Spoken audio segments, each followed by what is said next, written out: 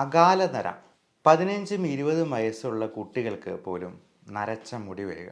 അതൊന്നും രണ്ടുമല്ല, തല നിറച്ച് വളരെ എവിഡൻ്റ് ആയിട്ട് കാണുന്ന രീതിയിൽ നരയ്ക്കുക.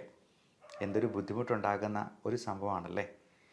ഈ അകാലനരയെ ഒന്ന് തരണം ചെയ്യാൻ വീട്ടിൽ തന്നെ ചെയ്യാവുന്ന ഒരു ഹോം റെമഡിയാണ് ഇന്ന് പരിചയപ്പെടുന്നത്.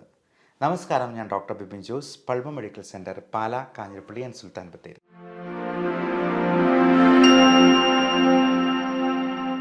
ഈ അകാലനരയ്ക്ക് പല കാരണങ്ങളുണ്ടാകും.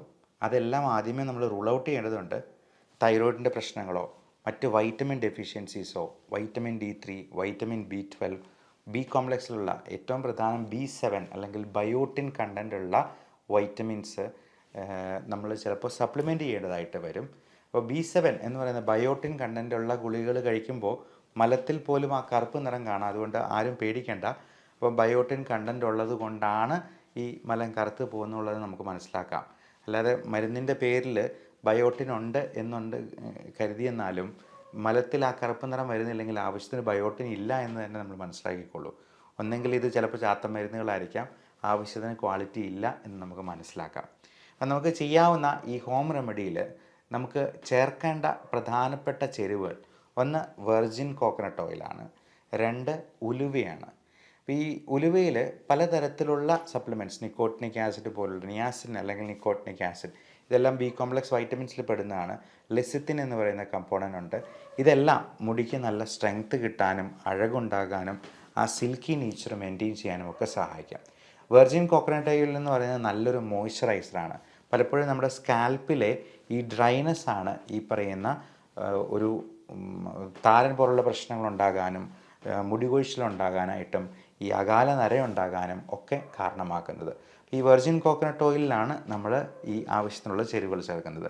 അതിലാദ്യമേ ഉലുവയാണ്. അത് നന്നായിട്ട് പൊടിച്ചതിന് ശേഷം വെർജിൻ കോക്കനട്ടിലൊരു ചെരുവത്തിലെടുക്കുക, അതിലേക്ക് ആഡ് ചെയ്തിട്ട് അത് ചൂടാക്കി നല്ലപോലെ ഇളക്കുക. രണ്ടാമത്തെ പ്രധാനപ്പെട്ട ചേരുവ കരിഞ്ജീരകമാണ്. കരിഞ്ജീരകത്തിൻ്റെ പൊടി, അത് പൊടിച്ചിട്ട് ഇതിൻ്റെ ഉള്ളിൽ തന്നെ ഈ ചേരുവയൊക്കെ ഉള്ളിൽ ചേർത്ത് വീണ്ടും നന്നായിട്ട് ഇളക്കുക. അപ്പോൾ ഇളക്കി കഴിയുമ്പോഴത്തേക്കും അത് കറുത്ത നിറത്തിലൊരു പേസ്റ്റ് പോലെ ആകും. അതിനുശേഷം നമ്മൾ അടുത്ത ആഡ് ചെയ്യേണ്ട സംഗതി മൈലാഞ്ചി പൊടിയാണ്.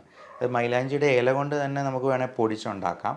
അല്ല എന്നുണ്ടെങ്കിൽ മൈലാഞ്ചി പൊടിയായിട്ട്, മെഹന്തി പൊടിയായിട്ട് നമുക്ക് വേണമെങ്കിൽ വിപണിയിൽ നിന്ന് വാങ്ങിക്കാവുന്നതാണ്. ഇതെല്ലാം 1-2 ടീസ്പൂൺ നമുക്ക് ആവശ്യത്തിനുള്ള, ഇപ്പം ടീസ്പൂണിൻ്റെ വലിപ്പം പറയുമ്പോഴത്തേക്കും നമ്മൾ കൂടുതലായിട്ട് വേണമെന്നുണ്ടെങ്കിൽ വെർജിൻ കോക്കനട്ട് ഓയിലും അതിനനുസരിച്ച് തന്നെ എടുക്കുക. 1-2 ടീസ്പൂൺ വീതം ഈ ചേരുവകളും കൂടി ചേർക്കുക. എന്നിട്ട് നന്നായി ഇളക്കി അതൊരു പേസ്റ്റ് പരുവത്തിലാകും.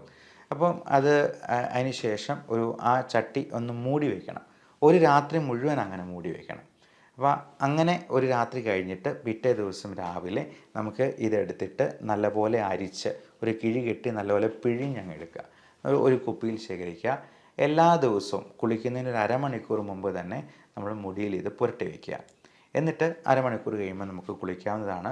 ഒരു 15 ദിവസത്തേക്ക് ഇത് ചെയ്ത് നോക്കുക. അപ്പോൾ ഒരു 15 ദിവസത്തിന് ശേഷം എങ്ങനെയുണ്ട് റിസൾട്ട് എന്നുള്ളത് നിങ്ങൾ ഈ വീഡിയോയുടെ അടിയിൽ തന്നെ കമൻ്റായിട്ട് രേഖപ്പെടുത്തുക. ഇനി ഇതുകൊണ്ടൊന്നും അത് ശരിയായില്ല എന്നുണ്ടെങ്കിൽ നിങ്ങൾ ഡോക്ടറെ സമീപിക്കാനായിട്ട് മടി കാണിക്കരുത്. എന്തെങ്കിലും വൈറ്റമിൻ ഡെഫിഷ്യൻസിയോ മറ്റ് അണ്ടർലൈയിങ് കണ്ടീഷൻസോ ഹോർമോണൽ ഇംബാലൻസോ ഒക്കെ ഇതിലേക്ക് നയിക്കാൻ സാധ്യതയുണ്ട്. അതുകൊണ്ട് അതിനൊരു വിദഗ്ധ സേവനം നിങ്ങൾ വേഗം തന്നെ തേടേണ്ടത് അത്യാവശ്യമായിരിക്കും. Love and regards, doctor Bipin Jose, Pulma medical centre, Pala, Kanjirappally and Sulthan Bathery.